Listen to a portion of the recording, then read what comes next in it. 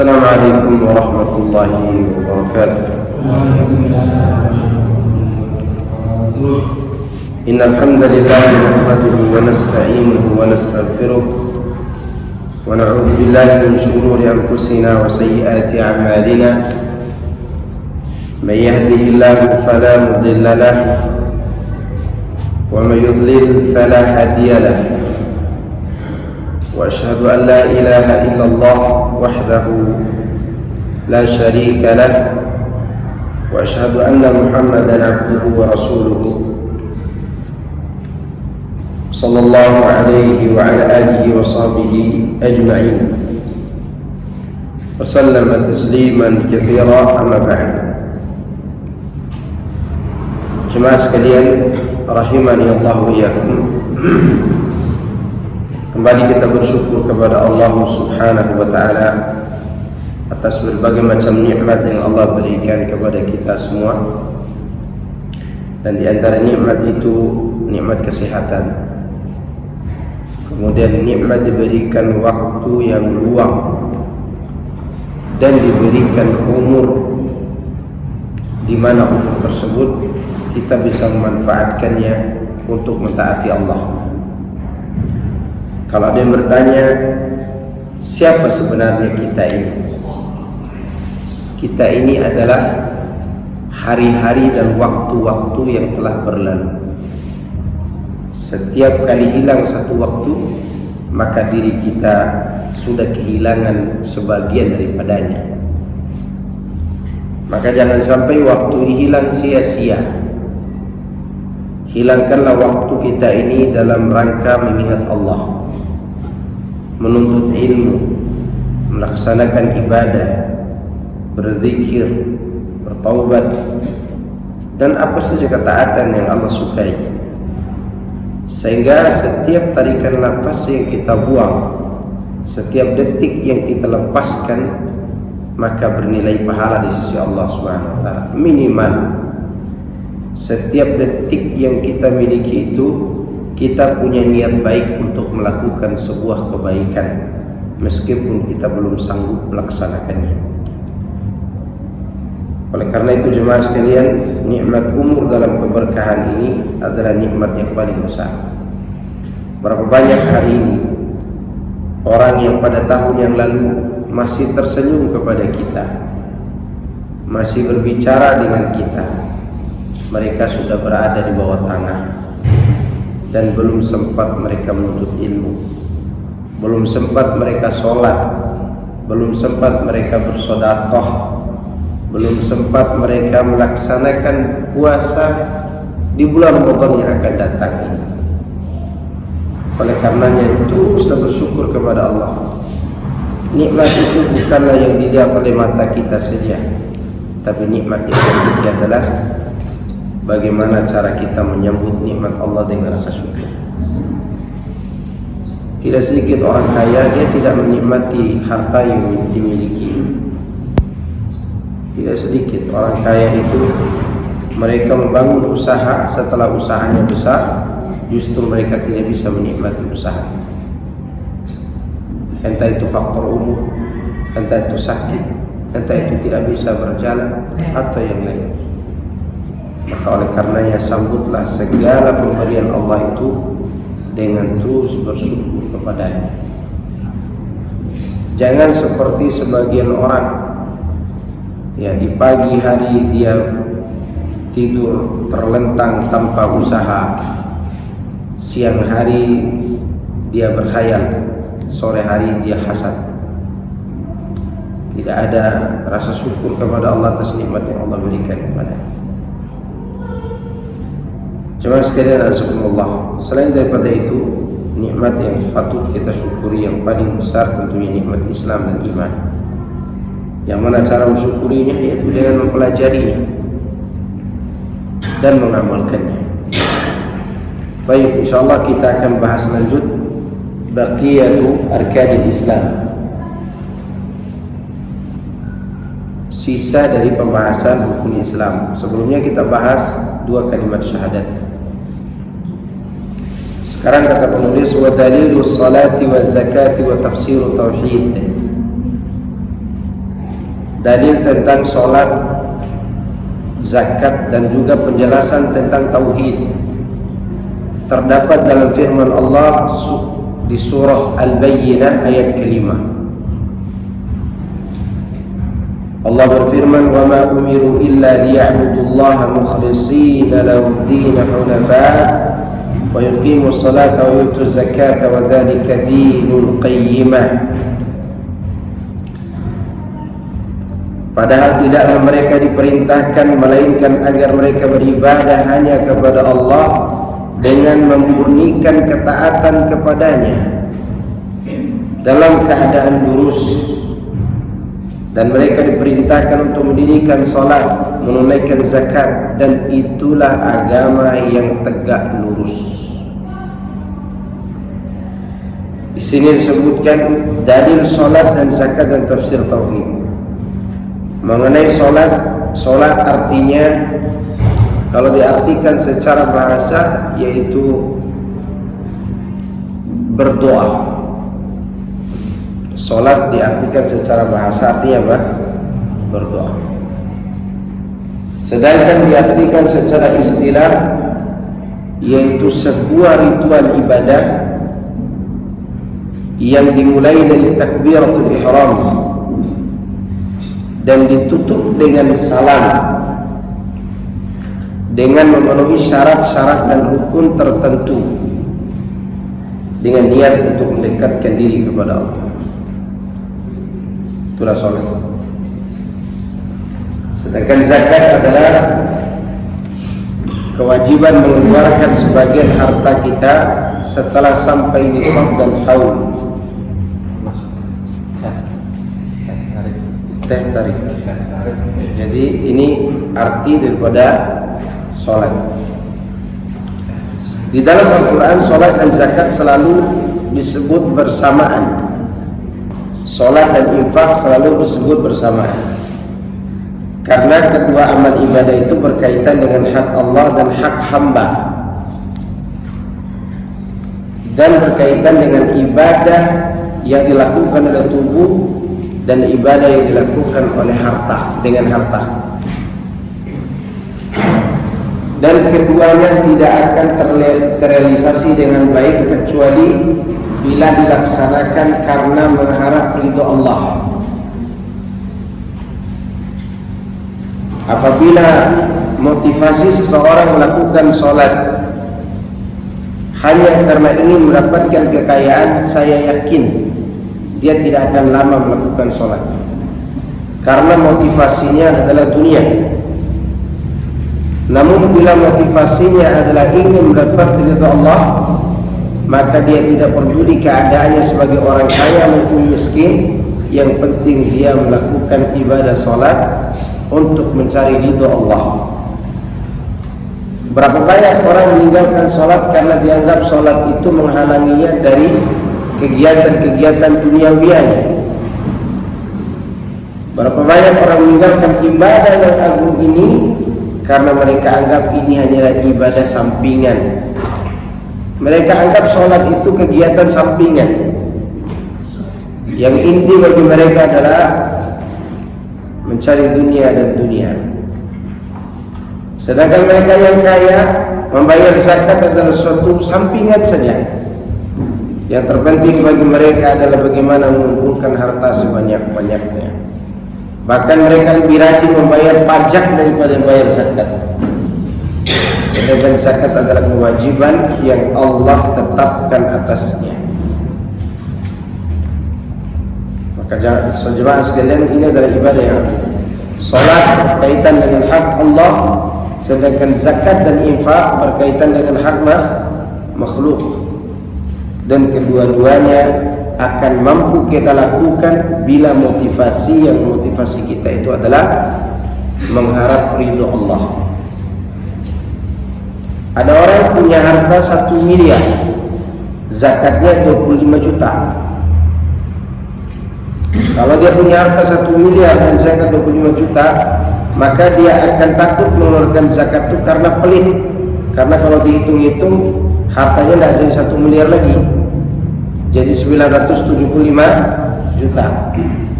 Nah, jadi disebut melioda. Ini juga akan membuat seorang pelit mengeluarkan zakat. Demikian juga ketika seorang memiliki harta misalnya 500 juta. 500 juta berarti dia mengeluarkan zakatnya 12.500.000. Ini yang sulit. Orang itu lebih pelit dalam perhitungannya daripada dia menunaikan apa? Kewajiban. Sedangkan Allah mewajibkan salat dan zakat itu. Oleh karena itu Allah katakan, wa ma umiru illa liya'budullah, sampai pada akhir ayat.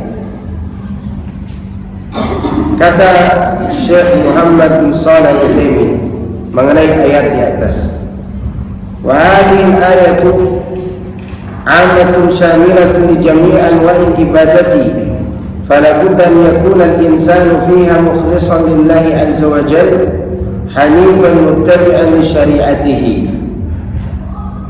Ayat yang mulia ini mencakup semua jenis ibadah. Seorang dia harus mengikhlaskan ibadahnya untuk mengharapkan ridha Allah dengan lurus dan mengikuti syariat Allah Subhanahu wa ta'ala. Karena ada orang beribadah, dia juga ikhlas beribadah, tapi dia belum lurus. Ada enggak? Ayo coba antum contohkan. Ada orang yang ikhlas beribadah tapi belum lurus.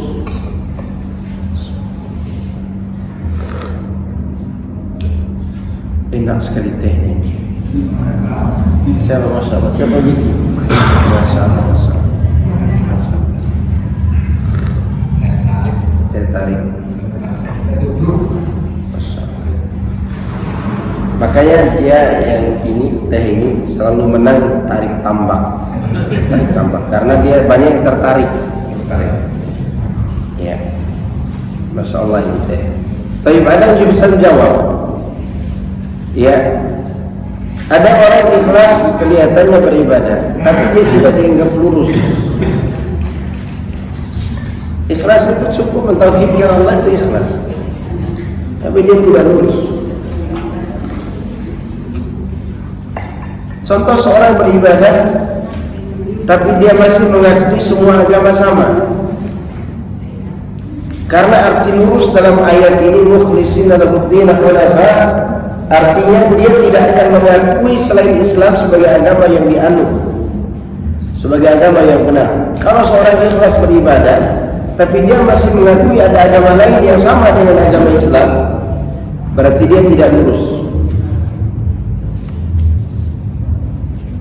Oleh karena itu para ulama menafsirkan hunafa diambil dari kata hanif yang artinya al-ma'ilu an jami' anwa'id din al-batilah ila dinil Islam. Arti daripada hanif, seorang meninggalkan semua ajaran-ajaran agama yang batil demi menuju pada ajaran Islam saja. Itu arti hanif. Hanif itu bukan pandai menangis, memperlihatkan kelembutan hati, bukan. Hanif itu artinya dia mampu melepaskan semua keyakinan agama sama menuju pada agama yang sama. Keyakinan agama yang sama itu adalah kebatilan. Semua agama sama itu kebatilan, kemungkaran. Ya, saya yakin orang agama lain juga tidak akan mengatakan semua agama sama. Kalau mereka berani mengatakan semua agama sama, sini masuk Islam. Kalau mereka menolak masuk Islam, kenapa ditolak kalau sama semua agama? Itu jawabannya. Kenapa ditolak Islam kalau semua agama sama menurut kalian? Coba berani ucapkan 2 kalimat syahadat, sholat 5 waktu sama kita, lalu Anda katakan semua agama sama. Kalau mereka mengatakan tidak mau, berarti Anda mengatakan agama Anda saja yang benar. Kenapa ketika kamu orang Islam mengatakan demikian dikatakan intoleran? Kenapa? Kamu orang Islam mengatakan agama yang benar hanya Islam, lalu dikatakan kita dianggap intoleran. Sedangkan agama lain Mereka boleh memilih agamanya sendiri. Kalau mereka beragama lain itu sekali lagi mengatakan bahwa semua agama sama, sini masuk Islam. Kalau begitu, nggak mau. Kalau mereka katakan demikian, berarti Anda punya keyakinan bahwa Anda juga sama seperti kami, intoleran juga.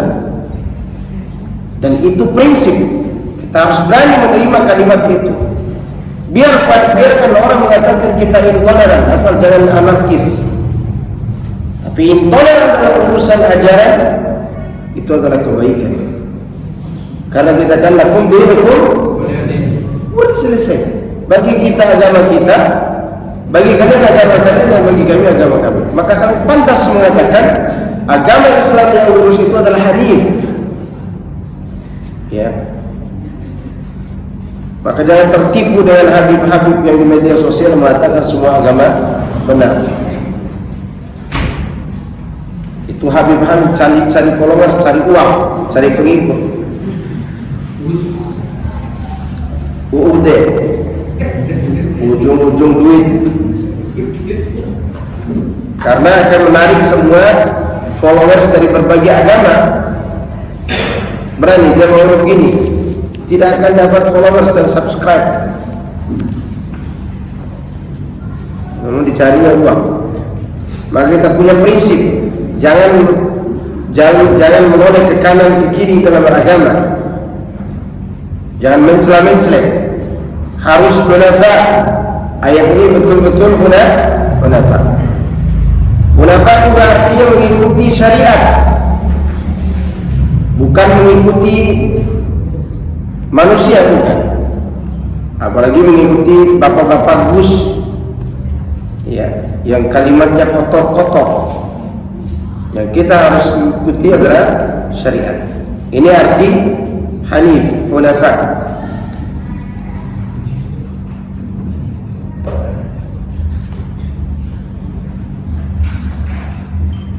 Kemudian هذا من باب عطف الخاص على العام لأن إقامة الصلاة وإيتاء الزكاة من العبادة. Di dalam ayat ini disebutkan secara khusus salat dan zakat. Padahal salat dan zakat itu masuk dalam firman Allah, illa liya'budullah mukhlishina lahu-d-din hunafa.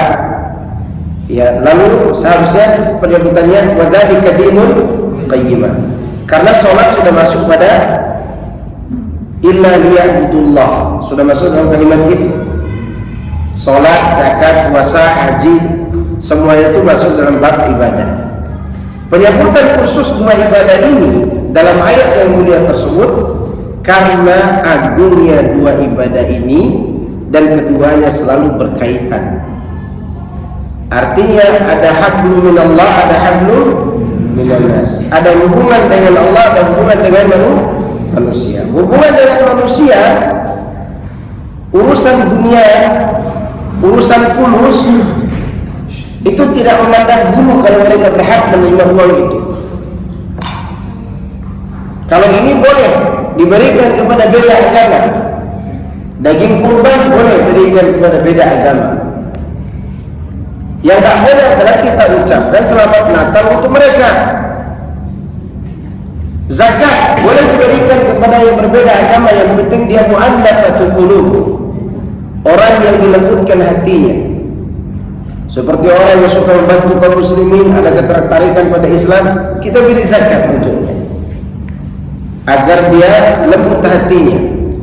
Atau ada orang Islam yang sudah lemah agamanya, sedikit lagi mau murtad, beri zakatnya.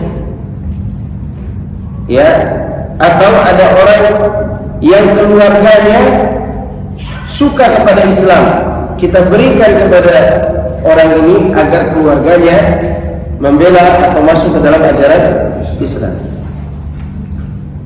Karena itu bagian daripada urusan dunia, hubungan dengan sesama. Tapi hubungan keagamaan dalam rangka menyembah Allah tidak boleh mencari jalan yang lain. Oke? Inilah yang dimaksud dengan hubungan hablum minallah dan hablum minannas. Maka tidak boleh mengganggu penganut agama lain yang bertetangga dengan kita, tidak boleh. Lempar rumahnya tidak boleh. Bahkan kalau kena kaca yang ditendang, bola kalau kena kaca rumah mereka yang ditendang oleh anak kita, kita wajib membayar zakat apa? Membayar kacanya itu, mengganti kacanya. Tanggung jawab sebagai muslim. Karena itu hak dia. Tak boleh kita katakan biarin pecah itu kaca orang kafir, nggak boleh. Karena itu bagian dari urusan dunia sosial. Ya. Tidak dalam bab ibadah. Tidak boleh kita ikut mereka. Kenapa ucapkan selamat datang? Gak enak Pak Ustaz. Ini yang salah. Ini yang salah. Ya.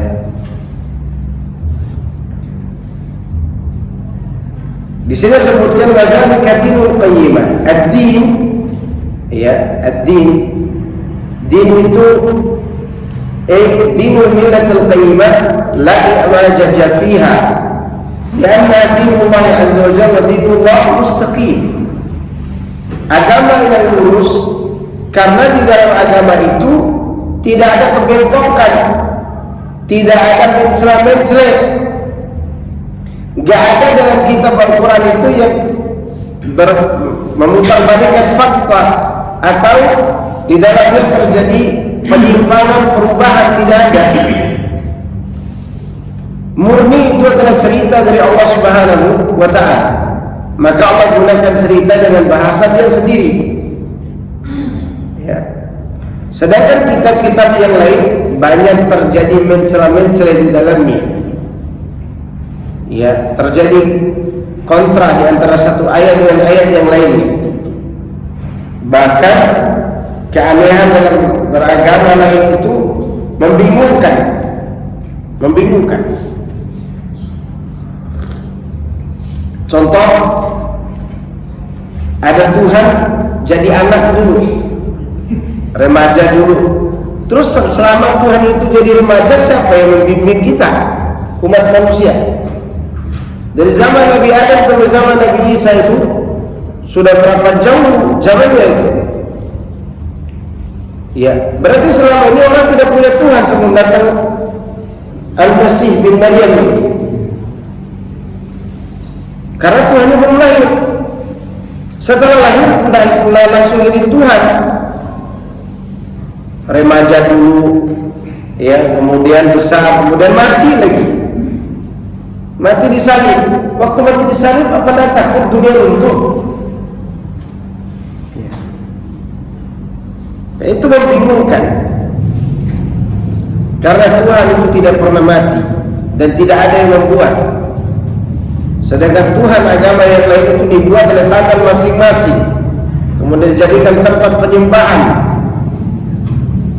Makanya Islam adalah agama yang bertegak lurus,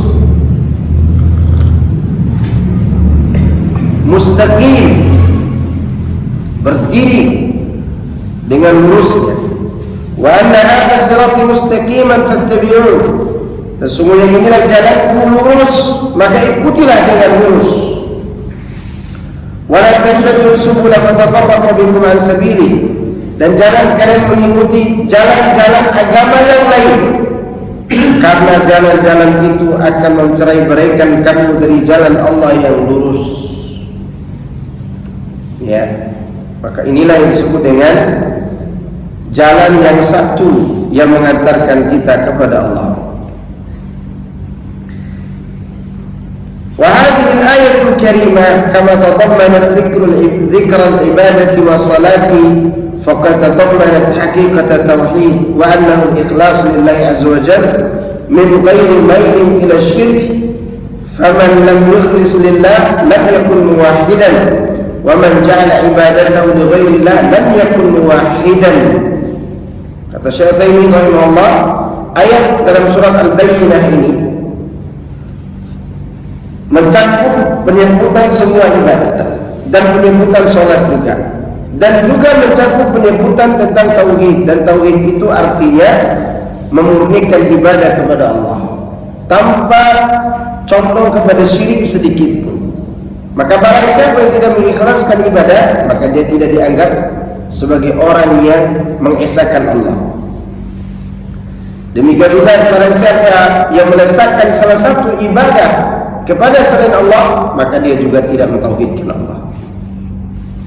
Ikhlas itu ada dua, Bapak sekalian. Ada ikhlas dalam pelaksanaan ibadah, ada ikhlas yang berkaitan dengan hati. Ada ikhlas dalam meletakkan ibadah kepada siapa kita meletakkannya. Ada ikhlas berkaitan dengan niat. Contoh berkaitan dengan ibadah, qul ya ayyuhal kafirun la a'budu ma ta'budun. Itu berkaitan dengan ritual ibadah yang nampak ini untuk siapa? Doa kita, puasa kita, zakat kita, sholat kita. Kemana kita arahkan? Sujud, ruku kita itu kemana? Kalau kepada Allah itu ikhlas beribadah. Ada ikhlas dalam hati. Makanya ayatnya adalah qul huwallahu ahad, Allahus samad, lam yalid wa lam yulad. Ini berkaitan dengan keyakinan. Berkaitan dengan apa? Keyakinan. Ya, berarti ikhlas itu ada dua, ikhlas lahir dan ikhlas batin. Maka salah bagi seorang mengatakan boleh kita mengucapkan selamat Natal ya untuk sekadar basa-basi, tidak diyakini. Ingat, ucapan juga ibadah tidak? Ibadah. Maka dia pun harus murni, walaupun hati kita berkata lain, ya, maka tidak boleh selama bukan karena keterpaksaan. Selanjutnya kata penulis, wa dalilus siyam, dalil tentang puasa. Qauluhu ta'ala ya ayyuhalladzina amanu kutiba 'alaikumus siyam kama kutiba 'alal ladzina min qablikum la'allakum tattaqun. Wahai orang-orang yang beriman, telah ditetapkan atas kalian untuk berpuasa sebagaimana telah diwajibkan atas orang-orang sebelum kalian agar kalian bertakwa. Ayat ini memiliki berbagai macam faedah. Di antaranya pertama, ahamiyatus siyam haitsu faradallahu azza wa jalla 'ala al-umam man qablana. Wa hadha yadullu 'ala mahabbati Allah azza wa jalla lahu wa annahu lazimun li kulli ummah. Ayat yang mulia ini memberi faedah. Di antara faedahnya yang pertama adalah ayat ini menunjukkan pentingnya puasa. Karena Allah telah mensyariatkan puasa ini bukan hanya kepada kita, tapi juga kepada umat-umat sebelumnya, yang menunjukkan betapa Allah cinta pada amal puasa ini. Allah suka dengan orang yang berpuasa, ya. Dan amal ini ternyata sudah pernah diwajibkan kepada seluruh umat sebelum umat Islam. Maka Allah katakan walladzina min qablikum. Yang kedua, at-takhfif 'ala hadhihi al-ummah haitsu inna lam tukallaf wahdaha bis-siyam alladhi qad yakunu fi mashaqqa 'ala an-nufus wal abdan. Ayat ini memberitahukan tentang keringanan yang Allah ringankan untuk umat ini dalam urusan puasa. Karena ibadah puasa tidak hanya dibebankan pada umat ini, yang mana dalam puasa itu pasti ada keberatan, berat yang dirasakan oleh jiwa maupun badan yang harus lapar dan dahaga seharian, ya. Kemudian yang ketiga, al-isyaratu ila anna Allah ta'ala akmala hadhihi al-ummah dina haitsu akmala laha al-fada'il allati sabaqat li ghairiha. Di dalam ayat itu terdapat isyarat bahwasanya Allah Subhanahu wa taala menyempurnakan umat, menyempurnakan keutamaan bagi umat ini. Di mana dengan keutamaan ini umat Islam akan menyaingi umat sebelumnya dalam meraih keutamaan. Ya, perlu diperhatikan oleh kita semua jemaah sekalian, azakumullah. Puasa yang diinginkan dalam ayat ini adalah puasa yang dimulai dari keimanan dan berbuah ketakwaan. Itu diinginkan. Karena agama lain pun berpuasa, ya atau tidak? Dari mana bahasa puasa? Bahasa Indonesia kah? Bukan, itu bahasa Sanskerta yang menunjukkan bahwa agama Hindu itu juga berbuah puasa. Karena kalimat ini datang dari mereka. Siam bahasa Arabnya, bahasa Indonesianya menahan lapar dan dahaga dan pembatal puasa lainnya, mulai dari terbit fajar sampai terbenam matahari dengan niat mendekatkan diri kepada Allah. Itu arti siam, diringkas menjadi puasa. Dan puasa bukan bahasa Indonesia, tapi bahasa apa? Sanskerta. Itu menunjukkan agama lain berpuasa nggak? Berpuasa. Apa bedanya dengan kita? Bedanya dengan kita mulai puasa dari keimanan, berakhir pada ketakwaan. Jelas sampai sini. Bahkan saya pernah temukan ibu-ibu murtad gara-gara dia berpuasa. Dia murtad gara-gara berpuasa untuk mendapatkan ilmu kanuragan dan untuk mendapatkan harta. Dia berpuasa di hadapan jin yang dikenal dengan Ratu Pantai Selatan dan sholat di hadapan jin itu. Dan dia cerita sendiri, bahkan dia mengatakan dia sudah murtad. Maka saya masukkan kembali dia ke dalam agama Islam dengan suruh bersyahadat. Itu menunjukkan orang murtad aja dia puasa gara-gara dia puasa juga. Bahkan saya pernah diajarkan berpuasa untuk mendapatkan hati wanita, namanya pelet, ilmu pelet dengan cara berpuasa. Tapi ini lebih ekstrim. Kita harus curi foto perempuannya dulu, lalu fotonya itu kita bakar, abunya dimasukkan dalam air minum, lalu air minum itu dipakai untuk berbuka nanti sore. Iya. Doanya semakin besar. Doanya banyak, panjang doanya. Saya masih ingat sebagiannya. Tetapi saya tidak pernah praktekkan. Itu dulu sebelum kita paham agama ini, kita pernah lihat orang-orang berpuasa demi apa? Pelet. Ini mulai dari pelet berakhir pada maksiat. Bedanya puasa orang Islam adalah mulai dari keimanan, maka dipanggil ya ayyuhalladzina amanu. Tidak dipanggil ya ayyuhan nas. Karena untuk menahan lapar dan dahaga semua orang pasti bisa. Ya. Ya ayyuhalladzina amanu itu kalimat, dan hikmahnya adalah la'allakum tattaqun. Ya.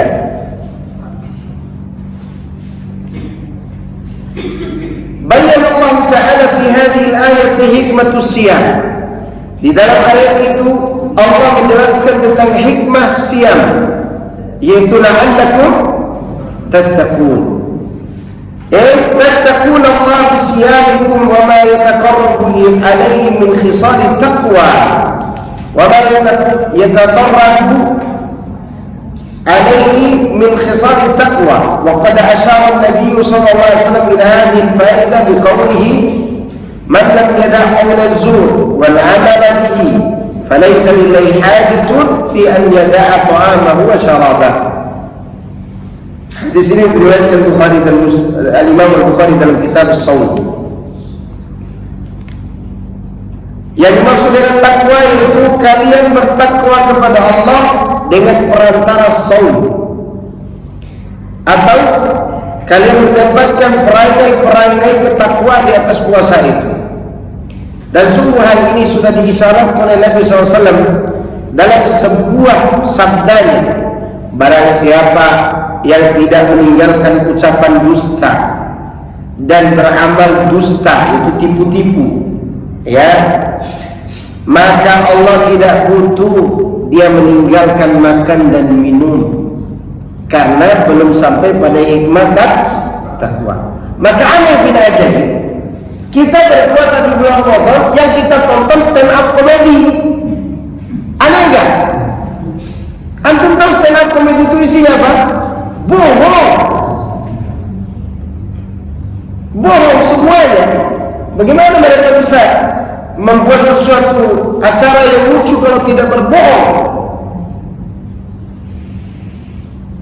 Maka ketika kita puasa seharusnya semakin rajin baca Quran, semakin rajin berzikir kepada Allah, semakin rajin mengingat kehidupan akhirat yang sebentar lagi akan kita hadapi, semakin rajin kita untuk berzikir kepada Allah Subhanahu wa taala yang kita rindukan. Itu seharusnya. Ini tidak. Semakin bulan puasa, semakin dekat kepada judol, semakin dekat kepada pinjol, judol dan pinjol. Akhirnya gara-gara pinjol bunuh diri. Waliyahulillah, semoga Allah jauhkan kita dari hal itu. Mana ketakwaan yang kita cari, jemaah sekalian? Ya, jangan sia-siakan lapar dan dahaga ini. Maka tinggalkan ucapan dusta. Yang suka dusta kepada istrinya mau pergi mancing, jangan usah lagi dusta. Pak, mau kemana Pak? Mau keluar kota. Kota mana? Kota Depok. Pergi mancing ke sana sebenarnya. Dia sebenarnya mau bohong. Tapi yang dia bohongi bukan istri yang kaleng-kaleng, nanya terus. Ternyata istrinya itu iya ahli mancing.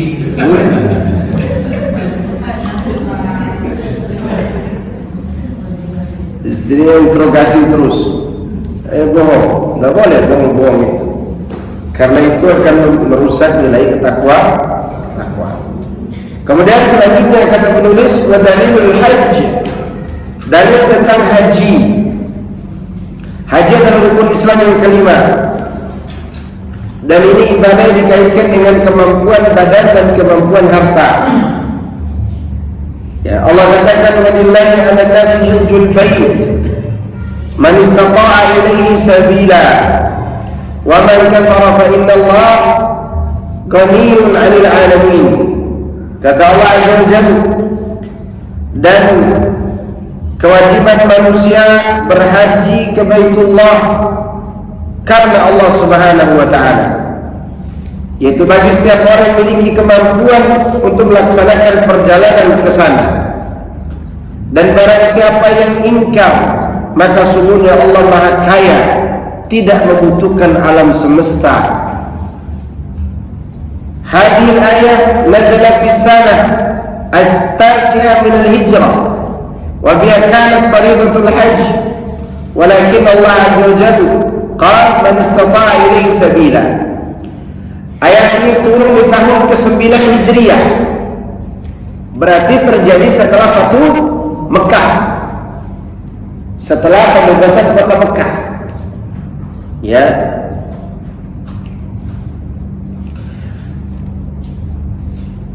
di dalam ayat ini Allah mensyariatkan dan mewajibkan haji. Akan tetapi wajibnya itu dikaitkan dengan istita'ah, kemampuan. Wa fihi dalil ala anna man lam yastati' fala hajjata alaihi. Di dalamnya terdapat dalil bagi siapa yang tidak memiliki kemampuan, maka belumlah dia diwajibkan haji. Maka tidak perlu hutang-hutang untuk pergi haji. Kalau hutang kita itu membuat ahli waris kita nanti malah justru terbebani untuk bayar apa? Hutang. Kemampuan itu, kata Imam Ibnu Katsir rahimahullah, meliputi kemampuan fisik, kemampuan finansial, dan kemampuan bekal yang dibawa dalam perjalanan, dan kemampuan untuk meninggalkan kebutuhan keluarga yang ditinggalkan. Itu kemampuan itu. Ya.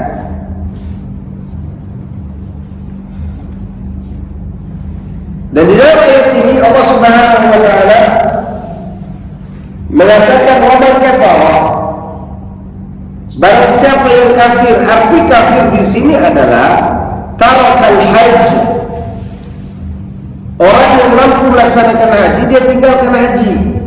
Kafir di sini bukan kafir keluar dari Islam, kecuali kalau dia tinggalkan haji karena punya keyakinan haji tidak wajib, maka kafir keluar dari Islam. Tapi yang dimaksud di sini adalah dia mengingkari nikmat Allah. Padahal dia mampu pergi haji. Makanya kata Syekh Utsaimin, dalilun ala man taraka al-hajja mimman istata'a ilaihi sabila yakunu kufran walakinahu kafara la yakhruju min al-millah walakinahu kufrun la yukhriju min al-millah ala qawli jumhuril ulama liqawli Abdullah bin Shaqiq kana ashabu Rasulullah sallallahu alaihi wasallam la yarawna shay'an min al-a'mali tarakahu kufrun ghairu salat. Yang dimaksud kafir di dalam ayat ini adalah kafir yang dianggap meninggalkan kewajiban, kafir yang tidak mengeluarkan dari agama Islam. Ini menurut pendapat jumhur. Ya. Abdullah bin Shaqiq mengatakan, dulu para sahabat Nabi tidak melihat suatu amalan kalau ditinggalkan akan membuat seorang itu kafir selain sholat saja. Jadi menurut mereka kalau tinggalkan sholat dianggap kafir. Adapun tinggalkan haji bagi orang yang mampu melaksanakannya dia berdosa besar tapi tidak keluar dari Islam. Dia berdosa besar tapi tidak keluar dari Islam. Dan orang pergi haji saya kira tidak ada yang bangkrut. Arti hidupnya insya Allah dicukupkan oleh Allah selama hajinya benar. Karena Nabi SAW mengatakan tabi'u bainal haji wal umrah fa innahuma yanfiyani al-faqr wal dhunuba. Iringi umrah dan haji karena keduanya itu menghapus kefakiran dan dosa. Kata para ulama kita, dia memberikan kebaikan dunia akhirat. Dunianya dia menghapuskan kefakiran, akhirat dia menghapuskan dosa. Dan orang yang pergi haji di antara pahalanya, barang siapa yang pergi haji dan dia tidak berkata kotor dan fasik, dia kembali ke keluarganya seperti baru dilahirkan oleh ibunya. Kemudian Rasulullah SAW juga mengatakan, al-ghazi fi sabilillah wal hajj wal mu'tamir wafdullah da'ahum ajabuh wa sa'aluhu fa'atahum. Kata Nabi SAW, orang yang berangkat berperang, orang yang berangkat haji, orang yang berangkat umrah, mereka semua tamu Allah. Allah undang mereka, mereka datang. Ketika mereka datang, mereka minta kepada Allah, Allah berikan permintaannya. Itulah di antara keistimewaan orang pergi haji. Selain itu Nabi SAW mengatakan, seandainya ditakdirkan mati dalam perjalanan, maka akan dituliskan baginya pahala haji sampai hari kiamat dan pahala umrah sampai hari kiamat. Sebagaimana Nabi SAW mengatakan, man kharaja min baiti hajjan famata kutiba lahu ajrul haji ila yaumil qiyamah wa man kharaja min baiti mu'tamiran famata kutiba lahu ajrul mu'tamir ila yaumil qiyamah. Siapa yang keluar rumah niatnya mau berangkat haji lalu mati, padahal masih di sekitar situ, tapi dia keluar rumah ingin melaksanakan haji lalu mati, maka akan dituliskan baginya pahala haji setiap tahun sampai hari kiamat. Dan siapa yang keluar dari rumahnya berniat untuk berangkat umrah dan dia mati, maka akan dituliskan baginya pahala umrah sampai hari kiamat. Ya, maka sebagian orang bahkan ada yang berniat berangkat itu, kalaupun mati tidak apa-apa, mati dalam perjalanan haji, mati dalam perjalanan apa? Umrah. Karena itu adalah merupakan keutamaan yang luar biasa.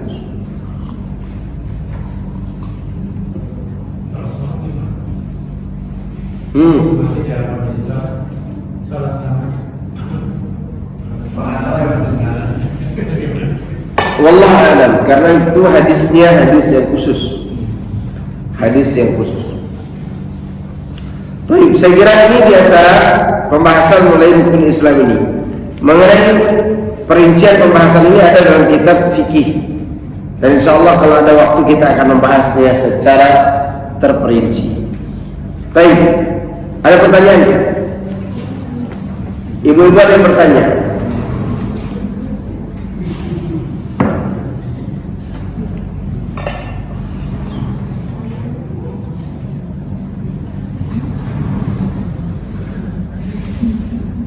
Kenapa nak jualan es teh tarik aja?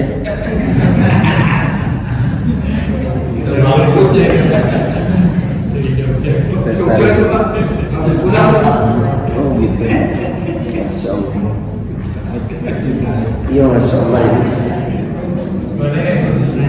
Fadal, silakan. Syirik khafi itu syirik yang tersembunyi di balik dada kita.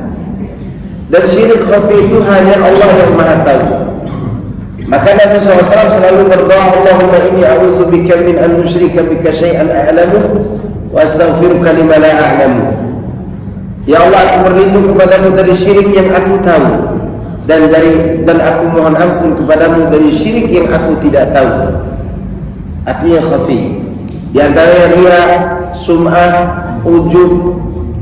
Ya, terkadang orang dia tidak mau perlihatkan amalnya, tapi ada lagi sifat di dalamnya merasa diri lebih suci dari yang lain. Ini ujub namanya.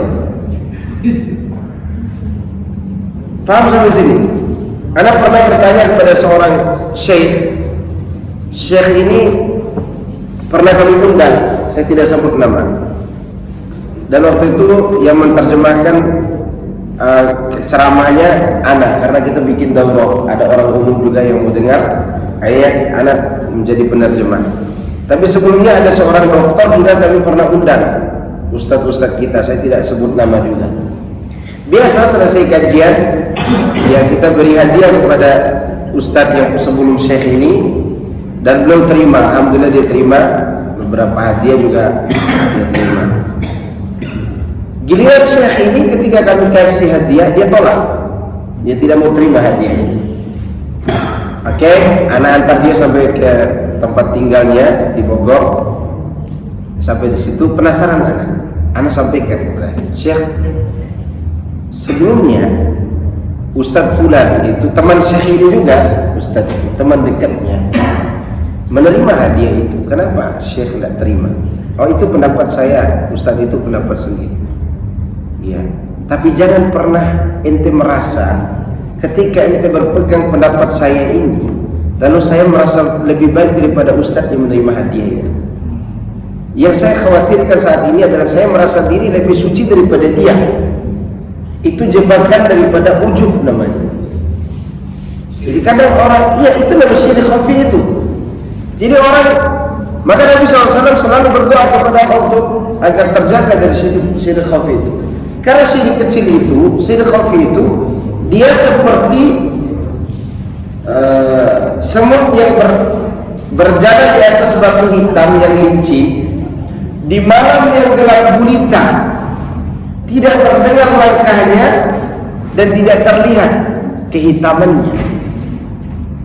Maka oleh karenanya Nabi mengajarkan kepada para sahabatnya doa, Allahumma inni a'udzubika min an usyrika bika syai'an a'lamu wa astaghfiruka lima la a'lamu. Ya Allah, aku berlindung kepadamu dari syirik yang aku tahu, dan aku mohon ampun kepadamu dari syirik yang aku tidak ketahui. Nah,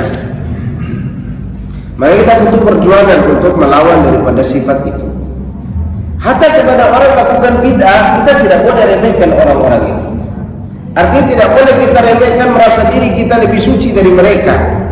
Kewajiban kita itu adalah membantah bid'ah, membantah syirik, membantah khurafat, tapi bukan untuk mengangkat diri di hadapan mereka. Maka Nabi SAW diajarkan oleh Allah, wa ibadur rahmanil ladzina yamshuna 'alal ardi hauna wa idza khatabahumul jahiluna qalu salama. Hamba-hamba Allah Ar-Rahman, hamba-hamba Ar-Rahman itu adalah mereka yang berjalan di muka bumi dalam keadaan hauna. Apa hauna? Mereka taat kepada Allah, mereka rendah hati kepada sesama. Bagaimana bentuk rendah hatinya? Allah sebutkan di situ. Bila orang-orang jahil mengata-ngatai mereka, mereka balas dengan kalimat yang tidak mengandung dosa. Karena orang jahil itu tidak boleh juga kita terlalu meremehkan, menganggap diri kita lebih tinggi daripada mereka. Inilah yang dikhawatirkan dari syirik khafi. Di antara hikmah kenapa Nabi Adam dikeluarkan dari surga, Di antara hikmahnya, dari sekian banyak hikmah, Allah sudah tahu Nabi Adam ini sudah mulai merasa diri lebih baik daripada malaikat. Seakan-akan dia tidak mungkin melakukan kesalahan. Lalu Allah uji dia dengan kesalahan. Ternyata dia manusia yang akan berbuat salah juga seperti yang lain. Gitu. Yang butuh membersihkan diri dengan cara bertaubat kepada Allah. Kita pun demikian. Gak boleh kita gembira dengan kesalahan orang-orang. Dia berbuat bid'ah, dia berbuat khurafat. Seperti kejadian Gus Miftah misalnya. Kita bergembira dia karena dia salah. Bukan bergembira dengan kesalahannya, tetapi kita membantah kesalahannya. Paham nggak di sini? Ini akhlak tidak benar. Begini akhlak yang baik. Ini tata cara berbicara. Sekarang orang bereforia gara-gara kesalahan itu. Bikin parodi ini, parodi itu bukan suatu akhlak baik. Dan kita khawatir diri kita akan terkena apa? Ujub. Bergembira di atas kesalahan orang lain itu juga ujub. Ya. Jadi akhlak itu bukan hanya bertutur kata baik kepada orang tua kita, tapi ujub ini harus dihilangkan. Ya, termasuk ujub adalah merasa diri paling berbakti kepada orang tua dibandingkan saudara-saudara yang lain. Tidak boleh. Walaupun kita banyak membantu orang tua kita dan saudara kita tidak membantunya, tidak boleh kita ujub. Itu juga syirik khafi. Ya. Karena kita membantu orang tua itu bukan untuk orang lain ibadahnya, tapi untuk diri kita sendiri. Sebenarnya kita bantu. Memberi makan kepada anak yatim ibadah enggak? Berarti berbakti kepada orang tua ibadah. Kalau saudara kita tidak melakukan itu, kita nasihati, tapi jangan pernah merasa diri lebih baik daripada mereka. Jelas? Ujub termasuk syirik khafi, disembunyikan dalam hati, dan itu yang kita mohon perlindungan kepada Allah darinya. Ada lagi? Bapak yang ini, yang ya. Tentang haji itu, Ya. Kalau haji itu lain dengan perintah yang lainnya, dengan kaitan dengan jika mampu. Sekarang dengan proses haji seperti kita ini gimana? Itu haji itu kan hampir 100 juta tuh ya, yang diperlukan biayanya. Sedangkan kita bayar cuma 50 juta, itu gimana? Berarti belum mampu. Nah ini sekarang di aktual sekarang, kalau kita pergi haji kan bayar cuma 54 juta atau 45 juta, padahal perhitungannya itu hampir 80 sekian juta tuh. Berarti ada keringanan dari pemerintah dong? Ya? Ada keringanan dari pemerintah? Uang siapa tuh sisanya tuh? Boleh nggak? Boleh, tidak masalah, uang negara kan? Bukan, uang jamaah juga. Kan kalau jamaah juga dikumpulin 10 tahun, diambil manfaatnya, hubungannya itu dipakai haji. Bukan itu. Wallahu a'lam. Anda sih tidak tahu sampai ke arah sana ya. Nah itu. Lain dengan umroh, kalau umroh 35 juta kita bayar 35 juta yang kurangkan selesai. Tapi kalau itu pemerintah yang memprogramkan dan pemerintah yang menanggung, ya kalau memang itu pemerintah yang kong kaling kong semuanya, ya pemerintah yang menanggung dosanya. Ya, karena hadiah itu boleh dalam bentuk apapun, dan hadiah boleh menerima dari siapapun selama pemberi hadiah tidak mensyaratkan kita untuk berbuat maksiat kepada Allah. Kalau itu dihadiah oleh pemerintah, misalnya kita bayar 50 juta, kalau dihitung-hitung ya betul ya, kalau dihitung-hitung 80 jutaan lah, ya 80 jutaan kalau dihitung. Maka ketika ditambahin oleh pemerintah, entah dia dari mana uangnya, berarti itu hadiah buat kita. Dan hadiah terima saja. Tidak boleh bertanya kepada orang yang beri hadiah, dari mana nanti kasih hadiah saya? Nggak boleh. Karena Rasulullah SAW menerima hadiah dari Yahudi. Kenapa dia teracuni dengan kepala kambing itu? Dia dapat hadiah dari Yahudi, dan Yahudi itu diketahui mata pencariannya apa? Riba. Yang pertama kali riba itu orang Yahudi. Dalam pembahasan Wailul Mutaffifin itu bicara tentang Yahudi dan orang-orang yang mengikuti mereka dari kalangan orang-orang Madinah. Tapi Rasulullah terima hadiah nggak dari orang Yahudi? Terima. Maka dari pemerintah pun kita terima. Insya Allah haji ya sah, insya Allah. Insya Allah haji ya sah. Konsep presidennya kan nggak begitu kan, konsep presidennya semua harus beroda 350 juta kalau berarti dia mampu berangkat. Iya, belum. Seharusnya berangkat itu cepat seharusnya, tapi kan banyak yang ngantri 10 tahun. Tidak apa-apa, store aja dulu, karena ketika ada store, Anda sudah dicatat sebagai orang yang pergi haji. Batal atau tidak berangkat atau tidak berangkat ketika sudah store, berarti Anda sudah dicatat sebagai orang yang berniat haji. Kemudian ada trik yang bagus kalau mau berangkat furoda. Anda punya uang 50 juta dan Anda mampu berbisnis. Pakai uang 50 juta itu untuk usaha. Tapi buat perhitungan dan setelah buat perhitungan tawakal kepada Allah. Ya Allah, ini usaha saya lakukan, keuntungannya untuk berangkat haji. Misalnya keuntungannya per bulan dapat 5 juta. Dalam setahun dapat berapa? 60 juta. Dalam 2 tahun dapat berapa? 120 juta. Dalam 4 tahun dapat 240 juta. 4 tahun udah bisa furoda. Tidak perlu tunggu 10 tahun. Tapi harus jujur dalam keadaannya. Jangan setahun lihat fulus, kayaknya kita harus perbesar rumah ini. Padahal tadi uang itu apa? Haji. Paham nggak? Harus jujur, betul-betul kuat. Karena di sini ada 3 komponen yang paling penting di sini. Tawakal, kepandaian dalam usaha, dan ketakwaan dalam melihat fulus. Karena fulus itu adalah kalau sudah dilihat apa itu M-bankingnya, nominal M-bankingnya, wah bisa nikah lagi. Ini udah parah ini masalah ini. Ya, berangkat aja dulu karena Anda sudah niatkan berusaha untuk siapa? Untuk pergi haji. Kalau gitu bisa ya? Itu yang cerdas yang bisa berbisnis. Karena bisnis itu nggak gampang juga. Nggak gampang juga. Ya, semoga bisa Allah bantu kita. Tapi biasanya kalau betul-betul jujur niat kita dan kita betul-betul ingin ke sana, Allah akan bantu dengan cara apapun. Artinya kuatkan dulu niat. Gitu. Uang baru 10 juta ini. Pergi haji tidak cukup, nikah lagi berantem, kemudian mau bisnis apa ya?